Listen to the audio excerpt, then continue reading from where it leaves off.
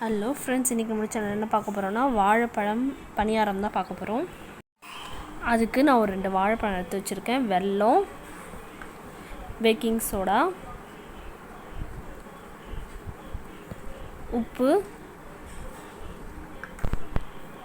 மைதா மாவு 1/2 கப்பு, கோதுமை மாவு 1 கப்பு. ஃபஸ்ட்டு மிக்சர் ஜார் எடுத்துக்குவோம். அதில் இந்த வாழைப்பழத்தையும் வெல்லத்தையும் போட்டு கொஞ்சமாக தண்ணி ஊற்றி நல்லா மிக்ஸ் பண்ணி எடுத்துக்கோங்க. வாழைப்பழமும் வெல்லமும் நல்லா கரைஞ்சி அது ஜூஸ் கன்சிஸ்டன்சியில் திக்காக இருக்கணும், அந்த அளவுக்கு. இப்போ வெல்லம் நம்ம மைதா மாவு கோதுமை மாவு 1 கப் எடுத்துக்கிறோன்னா அந்த கப்பில் வெல்லம் எடுத்துக்கோங்க. அந்த அளவுக்கு வெல்லம் இருந்தால் போதும். இந்த அளவுக்கு நல்லா பேஸ்ட் பண்ணி மாதிரி எடுத்துட்டேன். கொஞ்சம் கூட வாழைப்பழமும் வெல்லமும் தெரியாத அளவுக்கு. இப்போ மைதா மாவும் கோதுமை மாவும் சேர்த்துக்கலாம்.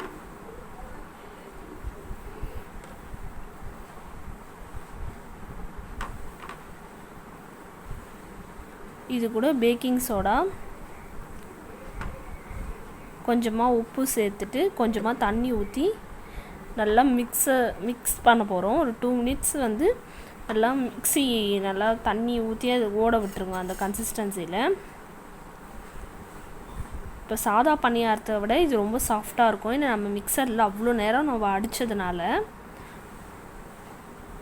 இது உடனேலாம் செய்யாதீங்க. ஒரு அட்லீஸ்ட் ஒரு 1/2 hour ஆச்சும் அது நல்லா ஊறட்டும். நம்ம போட்ட எல்லா மிக்ஸும் சேர்ந்து ஒன்றா கலந்து ஒரு 1/2 hour இருக்கட்டும். அதுக்கப்புறம் எடுத்து செஞ்சுக்கலாம்.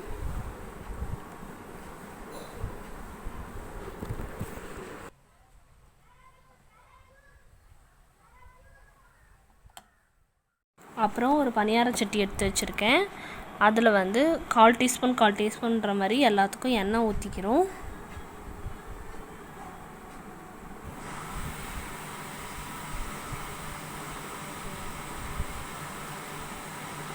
ஊற்றிட்டு அது காஞ்ச உடனே இந்த பணியார மாவை வைத்து ஊற்றிக்கலாம்.